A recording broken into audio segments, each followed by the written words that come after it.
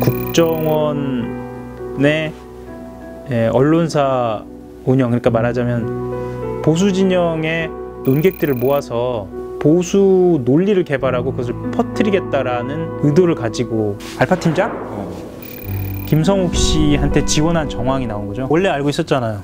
되게 인재 썼어요. 알고 있었죠. 예.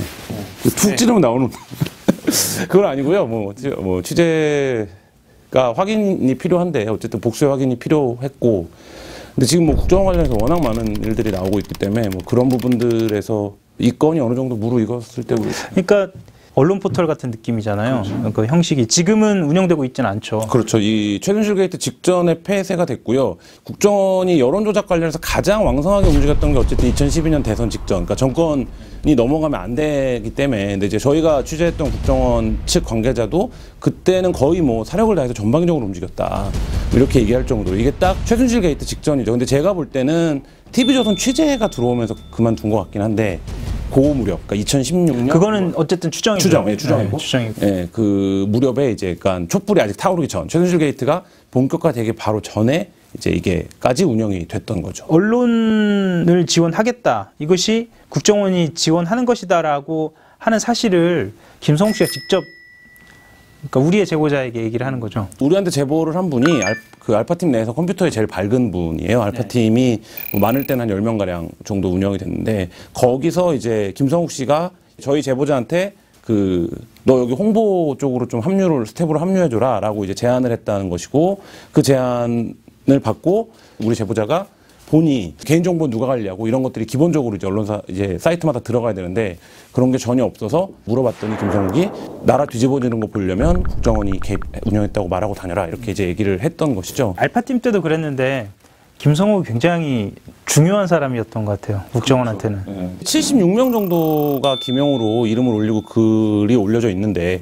다 이제 얼굴 사진이 들어있는 인사만 76명인데 그 전체를 김성욱이 어쨌든 조율 관리했다는 점에서 놓고 보면 보수 담론, 보수 논객 중에서는 김성욱이 국정원으로부터 상당한 능력을 인정받았다. 실제 근데 김성욱이 뭐 관제 데모를 한다거나 이런 사람 스타일은 아니잖아요. 그러니까 필드에 나가지는 않죠. 그러니까 우리가 그냥 이야기하는 아스팔트는 아닌 거죠. 네, 아스팔트는 아니고 어떤 보수 논을 설파하는, 그리고 이제 그 극우 담론을 프레이밍하는. 당시에 종편 출연하는 것까지 감안하면 그렇죠. 정말 분초를 다투면서 열심히 일했던 것 같아요. 박근혜 정부 국정원으로 넘어오면서부터 계속 콘텐츠 생산에 대한 얘기가 국정원에서 나오잖아요. 문건 보고서나 이런 데서도.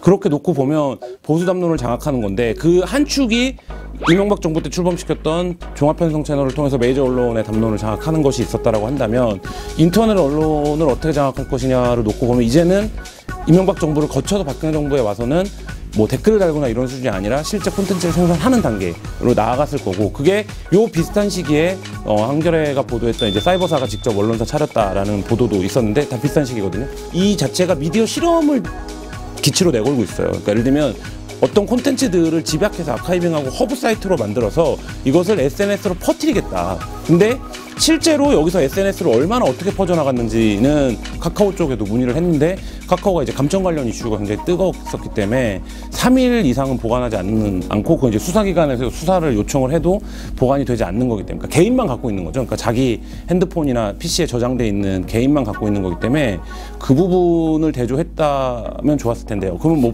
파급력은 엄청 났겠죠. 언론닷컴에 등장하는 글을 지금 누군가가 자기 카톡에 갖고 있다는 건 이용당한 거네요. 이용당했거나 아니면 그 전파당했거나.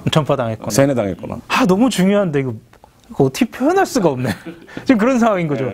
이게 정말 중요한데. 그리고 이게 국정원이 너무 많이 보도가 되었고 다 뭐를 해도 기시감이 있고 국정원이 다 했을 것 같고 뭐 이런 상황인데, 이 부분은 저는 개인적으로 굉장히 중요하다고 보는 게, 지금까지 사법 처리나 수사를 받은 국정원의 여론 공작에서 이게 스스로 진화한 모델이거든요. 그러니까 예를 들면 여론 공작의 알파고 모델이다, 뭐 이런 거기 때문에 이 부분은 지금 거의 전혀 지금 언론에 노출이 안 됐고, 이런 부분들에서 국정원이 직접 콘텐츠 생산, 기사라고 하는 글, 그 다음에 SNS상에서 박근혜 정부 내내 그렇게 많이 유통됐던 어떤 괴담성 얘기들을 숙주가 어디였을까? 그게 이제 반드시 누군가가 써야 유통이 되는 거니까. 우파 성향을 갖고 있는, 보수적인 성향을 갖고 있는 사람들이 왜 문재인 하면 종북을 떠올릴 수밖에 없는지가 아마 이 언론닷컴에 존재하는 이 3,000개가 넘는 글들을 단어별로 분석해서 이 단어가 갖고 있는 의미의 연관성을 따져보는 과정에서 나오는 것 같아요. 그렇죠.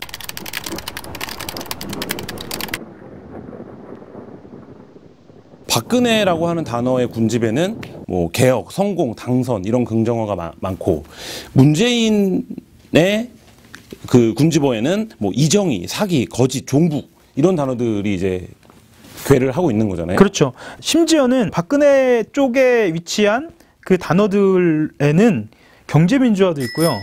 네, 그러니까 그런 개념들을 본인들이 먼저 그러니까 가져가는 거죠. 전 그게 제일 재밌었던 것 같아요. 문재인, 이정희를 엮은 거. 그렇죠. 저는 더 재밌는 건 뭐냐면 사실 박근혜 쪽에 이명박이 가는 게 아니라 문재인 쪽에 이명박이 와 있어요. 그러니까 박근혜 정부는 이명박 정부의 단절인 거예요. 그러니까 진보적 글쓰기를 하는 지식인 80여 명을 섭외하는 어떤 사이트를 만든다고 우리가 가정을 해보면 불가능하잖아요. 사실 허핑턴 포스트에서 해보려고 그랬거든요. 불가능하죠. 왜냐하면 그 권위를 인정하지 않아요. 대부분의 글쟁이들이 네가 뭔데 이걸 규합해 이렇게 되고, 그래서 이거를 규합할 수 있는 유일한 방법을 생각해보면 원고료를 많이 주는 거죠. 그렇죠. 네, 그러면 가능하죠. 그러니까 원고료를 많이 주면 당신이 쓴 걸 우리가 좀 우리 사이트에도 좀 실어주세요가 가능한데, 그거 외에는 제가 볼 때 진보든 보수든 떠나서 글쟁이 80명을 동시에 규합하는 어떤 사이트를 만든다? 이거 불가능해요. 근데 이 불가능한 프로젝트가 됐다.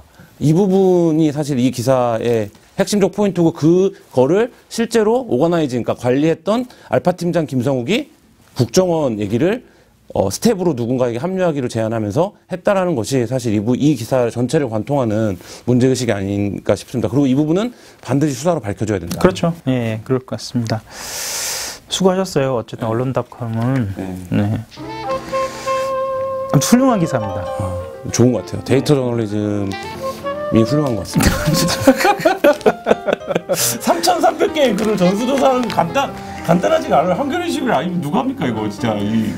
못하죠. 네. 못하는데 뭐 네. 변지민 기자가 한 거니까요. 네. 변지민 기자 다음에 한번 자리에 모셔야겠네요. 네. 어쨌든 아무튼, 예. 후속 보도, 좋은 보도 네. 하도록 하겠습니다. 그러겠습니다. 저도 열심히 하겠습니다. 네, 감사합니다. 감사합니다.